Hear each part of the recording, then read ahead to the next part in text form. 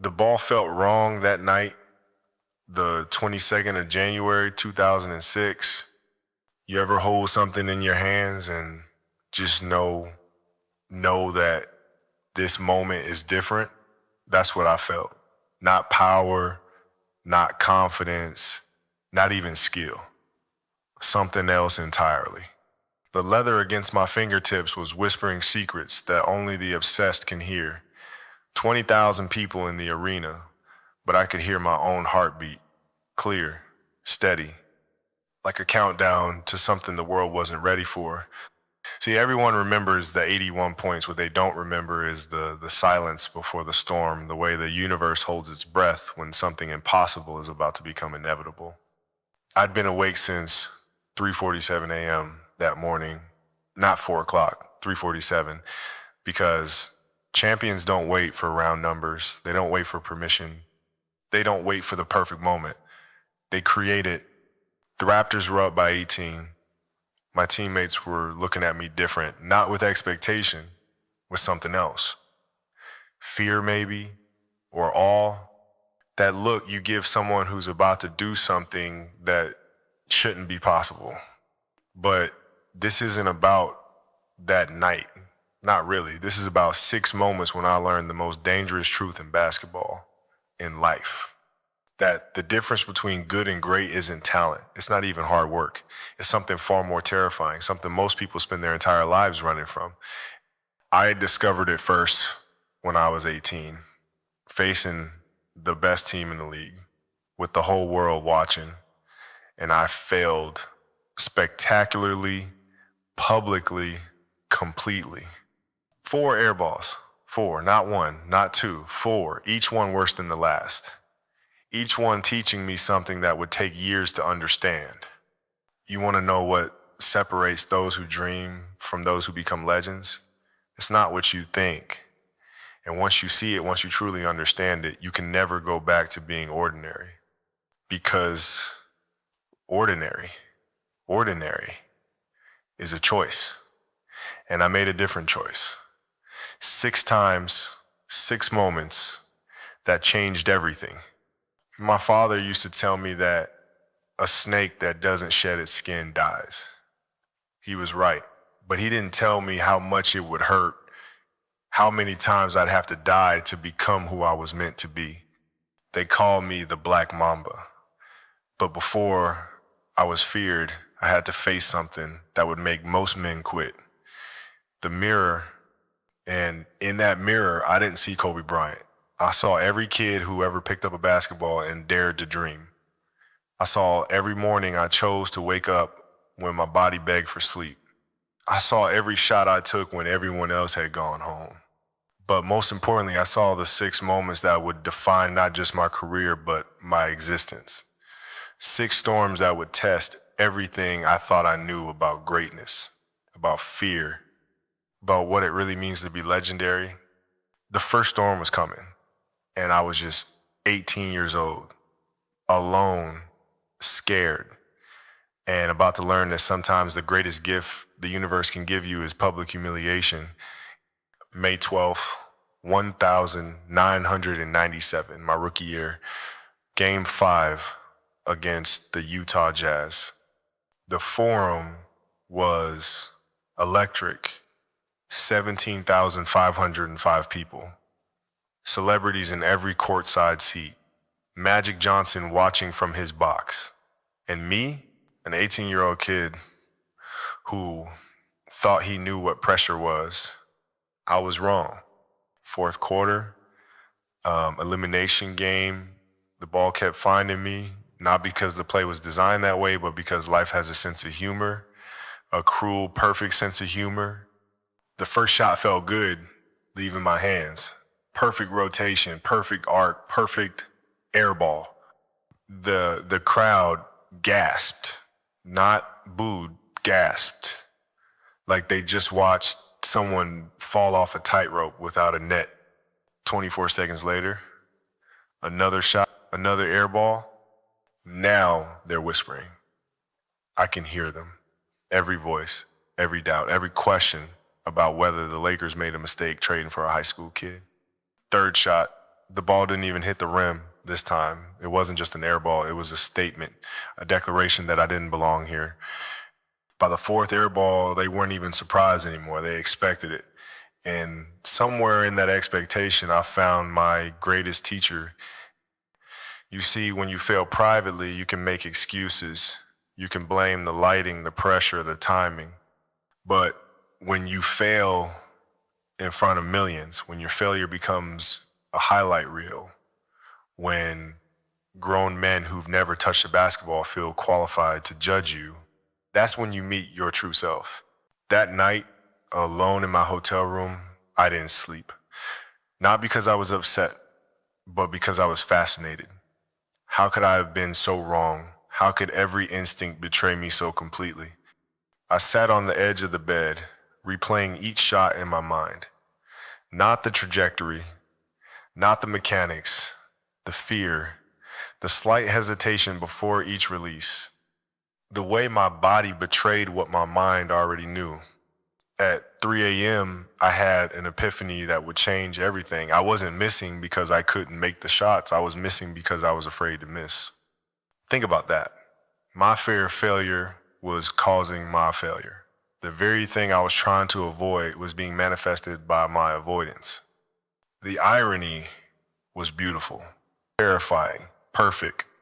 So I made a decision not to work harder, not to practice more, but to embrace the very thing that was destroying me, to make fear my closest friend, my wisest teacher. That summer changed everything.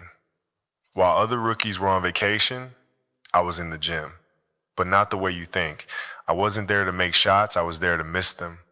For the first week, I intentionally airballed shots, hundreds of them. I wanted to feel what I felt that night, to befriend it, to understand it so deeply that it can never surprise me again. The janitor thought I'd lost my mind. Here's this first round pick, supposedly the future of the Lakers, intentionally missing shots at 5 a.m., but he didn't understand what I was building. They say failure is a great teacher. They're wrong. Fear of failure is the teacher. Failure is just the exam. By August, something changed. Not my shot, my relationship with the shot. I was no longer afraid of the result because I had experienced every possible version of failure. I had died 1,000 deaths in that gym and discovered that I was still breathing. 2,000 shots a day, not to become better, but to become familiar with every possible way to fail, to make friends with the air ball, to dance with disappointment. The next season, I shot 43% from three. Not because my mechanics improved, but because my mind had evolved. I was no longer shooting to avoid failure. I was shooting to express truth. Because when you're no longer afraid of the thing that everyone else fears, you become something else entirely. You become dangerous. Those 4 air balls, they weren't mistakes, they were gifts. Perfectly wrapped lessons that most people would throw away in embarrassment. But I kept them, studied them, cherished them, because I understood something that took most players a lifetime to learn. Your greatest weakness isn't what you can't do, it's what you're afraid to try. And on that night in Salt Lake City in front of the whole world, I learned that the only way to transcend fear is to invite it to dinner. To look it in the eye and say, thank you for showing me who I really am. The 14th of June, 2009, the finals against Orlando, 15,946 days after I was drafted. 5 finals appearances, 3 championships, but 0 without Shaq. That number haunted me like a ghost. The questions never stopped. Can Kobe win without Shaq? Is he just a sidekick?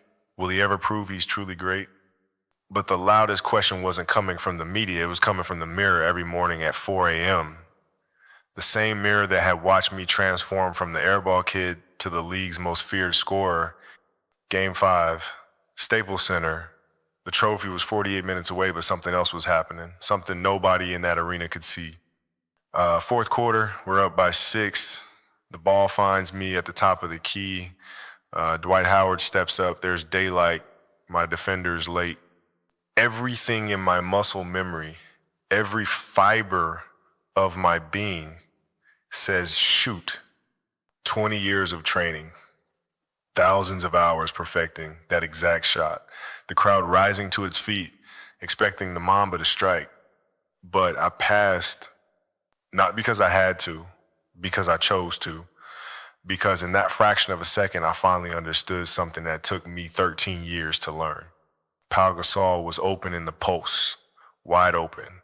The kind of open that makes coaches draw plays and assistants break down film, but this wasn't about X's and O's. This was about evolution.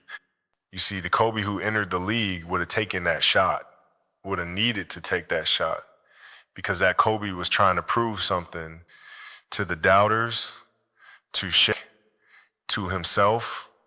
But the Kobe standing there in 2009, he had discovered something far more powerful than proving. He had discovered becoming. Powell scored, the crowd erupted, but Phil was smiling. Not the smile of a coach whose team just extended a lead, the smile of a teacher whose student finally understood the lesson. He pulled me aside during the timeout. The noise was deafening, but his words cut through everything. Kobe, tonight you didn't win a championship. You became one. I felt it too. A transformation so profound that my body actually felt different, lighter somehow. Like I've been carrying invisible weight for 13 years and suddenly realized I could put it down.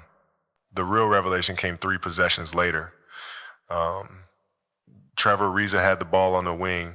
The old Kobe would have demanded it back, would have seen his pass as temporary, a loan to be collected with interest. But I didn't want it back. I wanted him to succeed. Wanted it with the same intensity I used to want to score. And in that want, in that shift from me to we, I understood what Phil meant. See, everyone thinks championships are about beating others. They're not. They're about beating yourself. The version of you that needs to do it all. The version that confuses control with power. That ring, when they presented it to me weeks later, I held it up to the light. Everyone saw gold and diamonds, but I saw something else. I saw every assist I gave when I could have scored. Every screen I set when I could have demanded the ball. Every moment I trusted when I wanted to control. The medal was cold, but the meaning was warm, because this wasn't just a championship. It was proof of something I'd spent my entire career running from. That true strength isn't in dominating, it's in knowing when not to. That real power isn't in what you hold, it's in what you're willing to let go. The numbers from that finals tell one story: 32.4 points, 7.4 assists, 5.6 rebounds. But numbers lie. They don't show the moments I didn't shoot. The glory I didn't chase, the evolution that happened between the statistics. After the game, a reporter asked me what it felt like to finally win without Shaq. I remember looking at him almost confused by the question, because I hadn't won without Shaq. I had won without needing to prove I could win without Shaq. There's a difference, a massive life-altering difference. That night in the locker room, champagne burned in my eyes, confetti in my hair, I sat in my locker and cried. Not tears of joy, tears of relief. Because the prison I've been in, I built it myself. Bar by bar, shot by shot, reputation by reputation, and I'd finally found the key. It wasn't in scoring more, it wasn't in individual achievements, it wasn't even in being the best player on the court. It was in understanding that the Mamba everyone feared was only half the equation. The other half? The Mamba who could make others dangerous, who could strike without striking, who could dominate by empowering. The evolution was complete. From the kid who airballed 4 shots because he was afraid to miss, to the man who passed up a championship clinching shot because he wasn't afraid to trust. That's what they don't tell you about greatness. It's not a destination, it's a transformation. And sometimes the most powerful move isn't the one you make. It's the one you choose not to. The 12th of April, 2013, the night my body broke but my spirit transformed. You heard the pop. Everyone did. My Achilles, the very thing named after mythology's greatest warrior, had snapped. But in that moment of absolute destruction, I discovered something that would change how I understood everything. I took those free throws, not because I'm tough, not to prove something, but because in that moment of pure agony, I finally understood what I'd been chasing my entire life. It wasn't greatness. It wasn't legacy. It was the answer to a question that had haunted me since those air balls in 1997. What happens when you can't be who you've always been? Standing at that free throw line, my career potentially ending with each second, I found the answer. You become who you were meant to be. Not the player, not the champion, the teacher. Those free throws weren't about points. They were about showing every kid watching that pain is temporary, but quitting echoes forever. My Achilles didn't just tear that night. My entire identity did. The unstoppable force met the immovable object, and the object was my own mortality. But here's what death teaches you about life. It's not about how long you last. It's about what lasts after you. The Mamba died that night. What rose from those ashes was something more powerful, a truth that transcends basketball. That your greatest strength isn't in what you can do, it's in what you inspire others to become. The 13th of April, 2016, my last game, they said I was done, washed up, that Father Time had finally caught the Mamba. They were right about one thing. Time had caught me, but not how they thought. I'd spent 20 years learning to be extraordinary. That night, I learned something more important, how to say goodbye. 60 points in my final game. But here's what the stats don't show. Each shot wasn't just a basket, it was a lesson. Each move wasn't just muscle memory. It was a love letter to the game that raised me. You want to know the secret to that night?